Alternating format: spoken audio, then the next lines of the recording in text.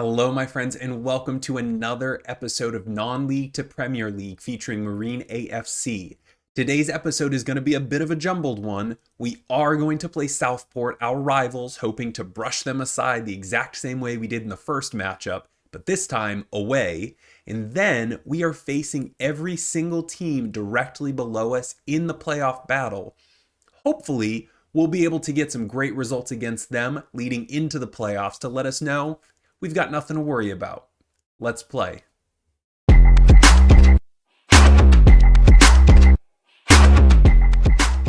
In the last episode, I said that I was going to try and bring you back for a clinching game. Obviously, that didn't happen because we have clinched playoffs in the National League North. After the disappointing end to last episode, we went and won 3 of 4, drew the fourth one. Macclesfield 1-0 at home. A terrible draw, 1-1 at home to Worksop, who are like bottom of the table. Then we went and took all our frustration out on Telford, 6-0 away, and then Merthyr 4-1 at home, leaving us 1 point behind Scarborough Athletic and a seemingly insurmountable 13 points over 4th place Spennymoor. So really, the battle is going to come down to 2nd or 3rd. Scarborough plays many of the same teams that we are. They've got Darlington next, then Spennymoor, and then Buxton and Merthyr. Merthyr's in 21st, Buxton is in 15th. So hopefully Spennymoor and Darlington can do their job and get us up to 2nd place. As I mentioned in the intro, we are playing every single team directly below us in the playoff push. Spennymoor, Darlington, and Alfreton. We're going to go ahead and hit Southport first, like I promised. Then we'll play Chorley in the background, and then I'm going to figure out Darlington, Alfreton, or Spennymoor. I'm thinking it might be Spennymoor because if form holds true, Spennymoor would end up finishing 4th, which if we finish 3rd would mean that we would play the winner of Spennymoor and South Shields. I'm going to assume it's Spennymoor, so maybe we can do a double up on them, one to end the season, and then once in the playoffs and get through into the finals. But we got to go to Southport first. And to do that, we are going to rely on a pretty unchanged side. We've got Barnsley in goal, Moore Taylor, Wardle, Drysdale, and Headley across the back, Midgley and McDonald as the double pivot, Fawumi on the left, Parker on the right, and then the Georges squared up top. So I really hyped up the old rivalry angle for us, but I mean, ultimately, if we end up struggling in this game, it's going to be a problem. This should be incredibly straightforward, though they've started the brighter of the two teams. But I mean, with both of our strikers healthy, with Fawumi being healthy, I mean, Fawumi I think is leading the league in assists. Oh no.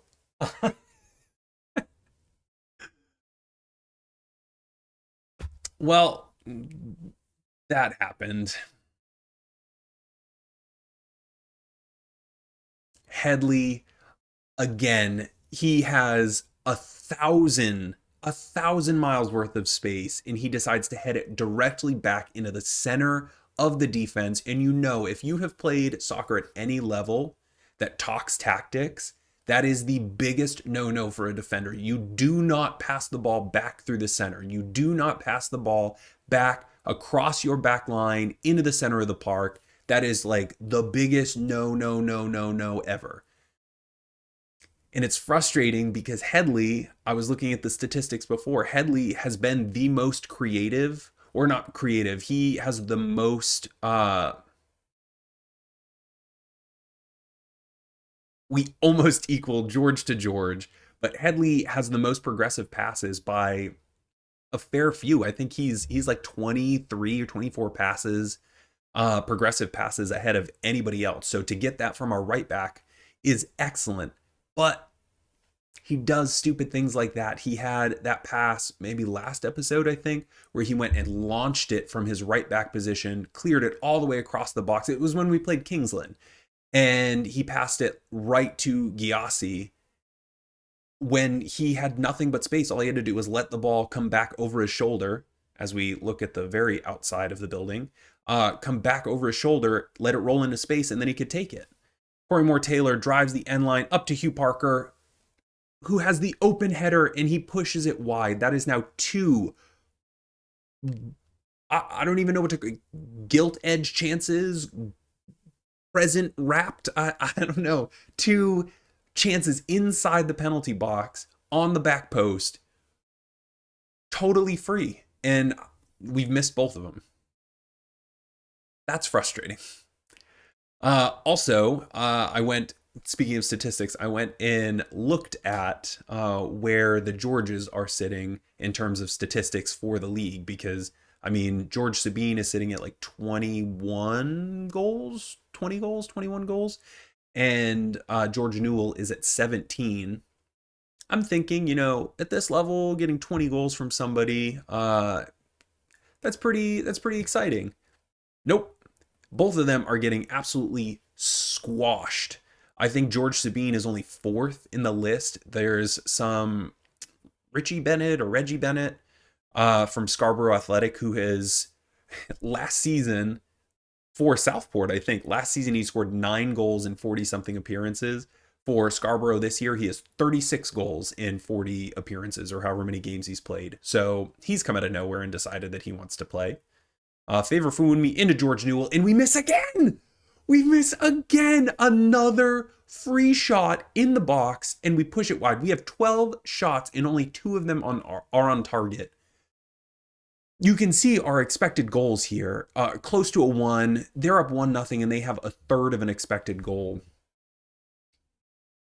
We should be crushing this game. And damn it, FM26 is listening, because what did I say at the beginning? We should absolutely be crushing this game. If we don't win, it is an absolute travesty and a scary indication. A scary indication of what might potentially be happening to us at the end of the season. And look, where they've got 8 shots on target. Oh my Lord. George Sabine is having the worst game of his entire life. I need to make some. Hugh Parker has not shown up, so that's fun. Son of a potato. I'm going to put Taylor Bullen in because Sabine, this is not the game for him not to show up. This is not the game for him not to show up. Son of a tater tot. McDonald also has done 0 with his life. So maybe I put Fielding in and switch Midgley and Fielding because Midgley is definitely more of the attacking player. And then Francis Angle, who is not fully fit. All right. Headley is a 6-2 right now. So I'm going to go ahead and flip Corey Moore Taylor to the right. And Francis Angle is going to come in at the left. There is plenty of time.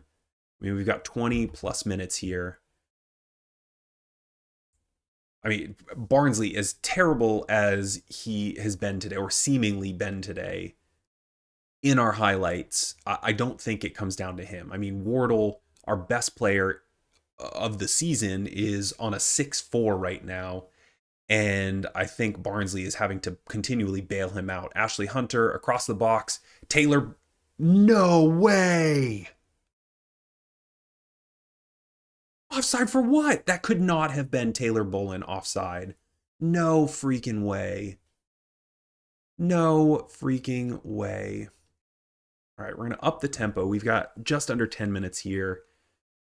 Go. Goalkeeper distribution is going to go quick, quick, quick. We are going into a high press. We're going to let him go short because hopefully we can make some craziness happen. We're going to go very attacking here. Oh, Lord. We have 1 sub left. Harley Hamilton in for Midgley or Francis. Neither of the wings have played poorly, but Newell has not played super well. So do I put Francis in for Newell at the striker position, or do I put Hamilton in for Midgley and then move him into... I mean, we could... Honestly, you know what? I'm going to do it. Let's move into in possession. Harley Hamilton is going to go up there. Fielding is going to center out as the deep line playmaker. Harley Hamilton's going to be an advanced playmaker out of position. Harley Hamilton is just going to continue central outlet, sure, attacking midfielder. All right, so now we're pivoting to a 4-1-3-2. Both in and out of possession. Out of possession, I think we can move these fellows up. And yeah, I mean, this is not a game that we should be losing. And I'm incredibly embarrassed that this is happening the way that it's happening. Taylor Bolin to Harley Hamilton. Francis Engel goes in. Oh no. Francis Engel, make up for it. Come on, buddy. I don't know what that Southport striker was doing. He had acres of space to just run in onto the ball, and he goes and tries to chip Barnsley from just inside the box. Francis Engel into just passes it right out of bounds. That. All right, well, at least the highlight is continuing, so we do have a chance here, though we're leaving number 4. All right. Pickles. That just makes me think of Rugrats. I mean, we need the pressure here, and they're playing out of the pressure well. All right, Fielding, win the ball. Win the ball. All you got to do is step to him. Pickles up to Drysdale, gets it to Harley Hamilton. Harley Hamilton, see the back stick. Yep, to Fawunmi, good. Takes it down. George Newell, let's go. Let's go. What a huge ball from Harley Hamilton. Ugh. I hate that we can't fit him in. I hate that we cannot fit him in. Great on Fawunmi to not immediately take that ball and put it across on one touch, because I think both strikers were ahead of him, both Bolin and Newell. He waited for the ball to come down. I mean, I guess luckily Southport has really soft turf because that ball settled instead of skipping. But, I mean, and it's raining too, so that's frustrating. They scored right at the beginning. We scored right at the end. And I think we should feel pretty hard done by that. Yeah, I am embarrassed by that. We should have waxed them. That was points. That should have been points in the bag for us. Though, okay, hold on now. Scarborough must have lost because we were 1 point behind them. Yeah, they must have lost. And now our goal differential is such that we are sitting above them. Okay, all we have to do is match Scarborough game for game for the remainder of the season, and we will finish second. Huge. I mean, we're not going to catch, who is this? A.F.C. Filed. They're 10 points ahead of us, and we've got, 3 games left? No, 4 games left? Okay, so I guess theoretically we could still catch them, but I mean, to expect a team who's 10 points ahead of you to lose all 4 of their games and for us to win all 4 of our games would be crazy. All right. Yeah, we rescued. Oh, that's frustrating. Well, shoot. Okay. Well, that puts things into a little bit of a squiggle. So I know I'm going to do Chorley off camera. I think I'm still looking to do Spennymoor. I mean, if we stay in second, we would end up playing the winner of Darlington Alfreton. But Spennymoor are a better team, and I think we lost to them. Oh my God. Yeah, the Spennymoor game, that was the one where it was like 1-1 till the very end, and then they ended up scoring like 3 goals in the last 5 minutes or something and walked us. So I'm going to come back for Spennymoor, last game of the season. I will be right back. And we are back. We have done everything that we can do to put ourselves in a position to finish second place in the National League North in our very first season in Save. However, Scarborough is really making it difficult to run away and hide with second place because they have won every game, we have won every game, and we are ahead only on goal differential. We have 41 goals scored. They have 38. So it's not tight.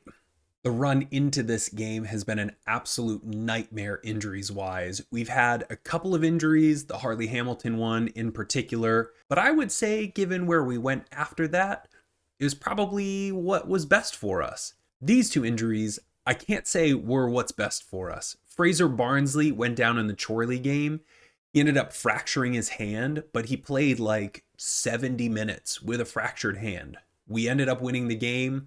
Great on him, but then he was out for 4 to 7 weeks. He is the closest to being back. George Sabine, on the other hand, scored a penalty in the 3rd minute, got injured in the 7th minute, the exact game after Fraser Barnsley went down, and he has been out for those 4 to 7 weeks. Hopefully, with us finishing in 2nd or 3rd place and getting that first round bye, that gets us even closer to having George Sabine back. Life without him hasn't been that difficult because Hugh Parker, all 6'2" of himself, has come in. Yes, all his little arrows are down, but I've been playing him out of position, and now I see why. 6'2", 14 jumping reach, 10 heading. He scored 2 goals in his first game starting at striker, so maybe we don't need George Sabine? Shh, don't let George hear me say that. We have one more game here before we have to worry about all of that scheduling nonsense. We have McIntyre in goal, Francis Angle, Wardle, Drysdale, and Headley across the back, Midgley and Gregson in the double pivot, Fawunmi on the left, Hunter on the right, and then Hugh Parker and George Newell up at the top. This is going to be a massive game because if we end up losing, presumably Scarborough is going to win. And again, presumably, I'm throwing a whole bunch of assumptions in here, but presumably Spennymoor is going to win their first round playoff game. They would be the higher seed of the two, and we would end up playing against them. So this might be a preview of our playoff game.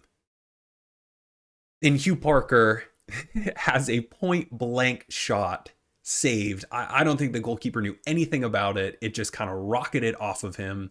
We have started bright. We have 2 shots, 2 on target, almost an entire expected goal. Yay for us. Ashley Hunter chips it to the back post. Fawunmi goes to get it, but does not win it. And Meneses goes up to Glenn Taylor. Oh, what a stupid dance. Glenn Taylor is 2nd in the league in goals scored. I think he's got like 35 or 36. What a great touch right in front of Wardle. Then he goes and puts it past McIntyre. We are down 1-0, 9 minutes into the game. Not ideal, but it came early enough where we absolutely have a right to dig our heels in and make something happen. Francis Angle gets it to Wardle. Drysdale, our center backs.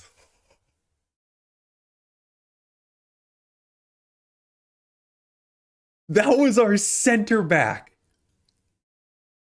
What a shot. Glenn Taylor clears it as far as Francis Angle. It goes to Wardle. Wardle squares it and drops it deeper to Drysdale, who picks his head up. And just like that Vincent Kompany goal, rockets it at a postage stamp in the top left corner past James's outstretched fingers, and we are even 1-1. Wow. All right, Declan Drysdale. Holy crap. Ashley Hunter gets tripped up, gets it back to Fawunmi. Fawunmi gets it in. Another point blank save on a George Newell shot.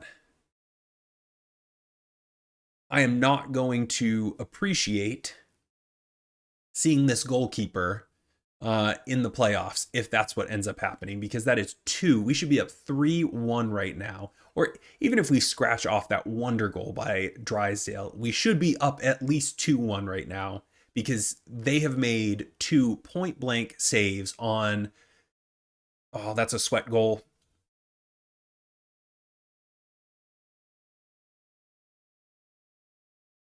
Ugh.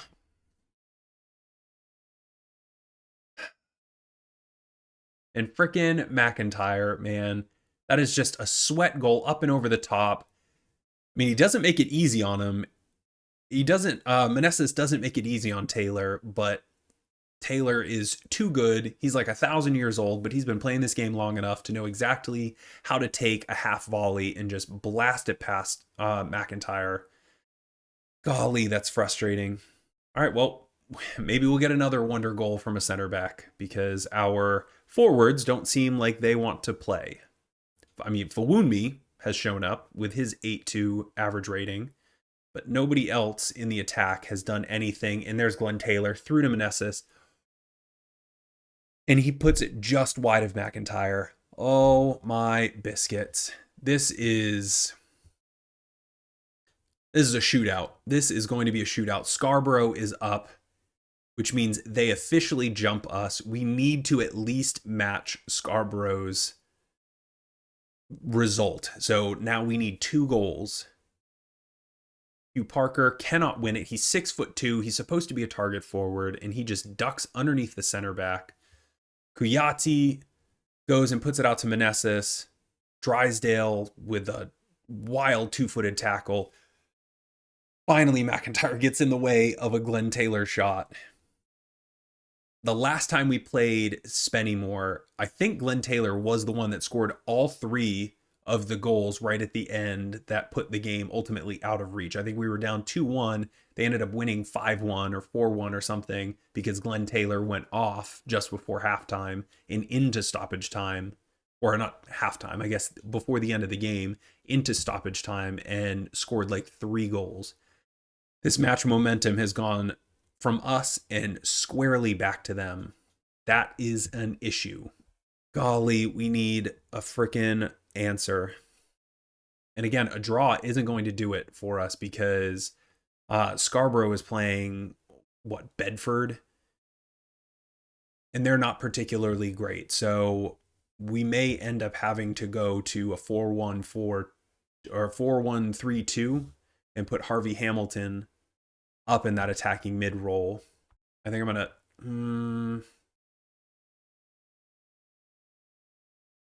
gonna do that because Gregson is already on a yellow card.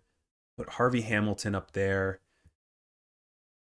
In possession, he will be an attacking playmaker, or an advanced playmaker, I should say.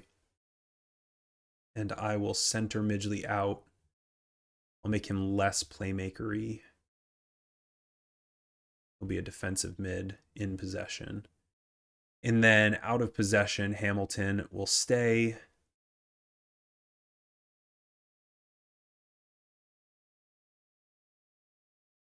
And Midgley will be a screener. All right, so Hamilton is coming on for Gregson. He is going to move up into the attacking playmaker role, and Midgley is going to center out as our sole defensive mid.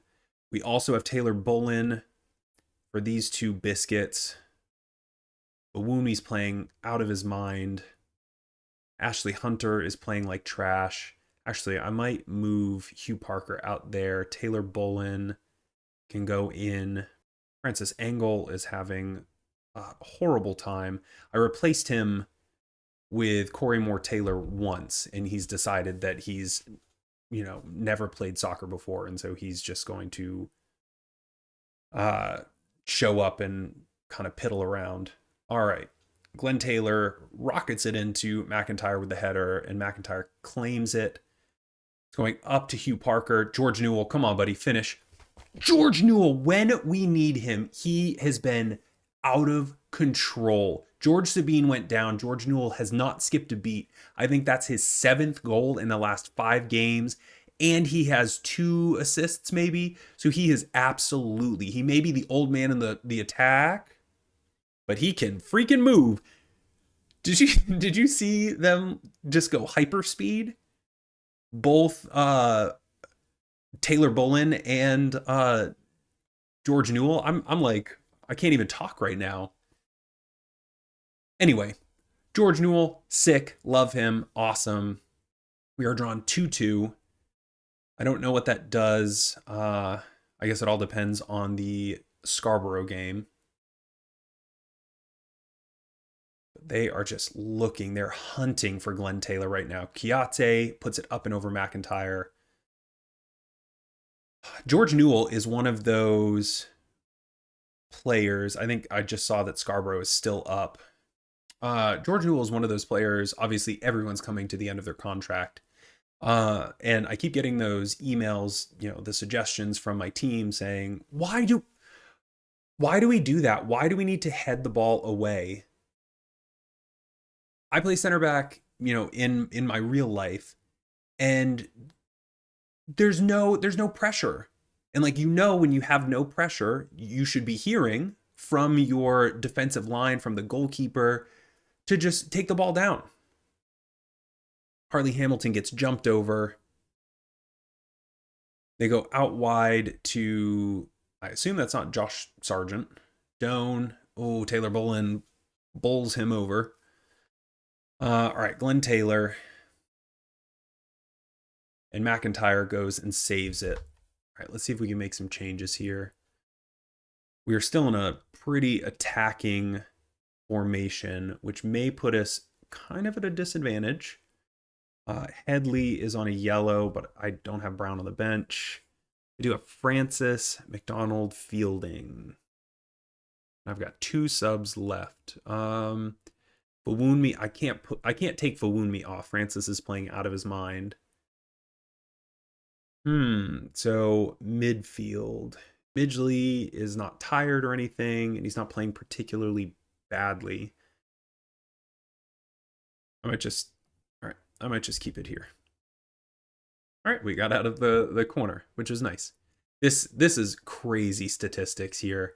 I do not want to face Spennymoor in the playoffs. I want to stay away from them.